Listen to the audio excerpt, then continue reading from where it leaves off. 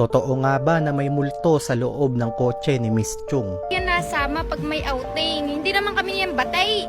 Sa isang video na pinost ni Miss Chung sa kanyang TikTok account, ibinahagi niya ang kanyang kakaibang experience sa kanyang sasakyan. Ayon sa kanya, tinawagan siya ng isang guard para i-report na naiwan niyang nakabukas yung ilaw ng kanyang sasakyan sa may parking lot. Ang nakakapagtaka dito ay tandang-tanda niya daw na sinarado niya ito bago siya umalis. Dito niya naisip na baka meron nga talagang multo sa kanyang sasakyan.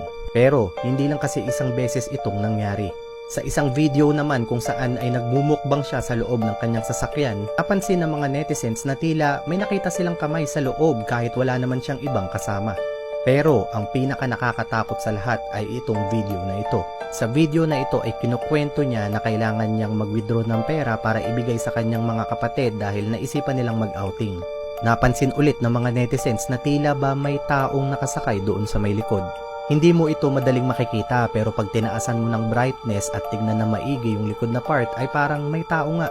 Mga kapatid ko, tikal. Ari si Roxy, tinan nyo, parang mamasang sa kabaret. Lagi yan nasama pag may outing. Hindi naman kami yan batay.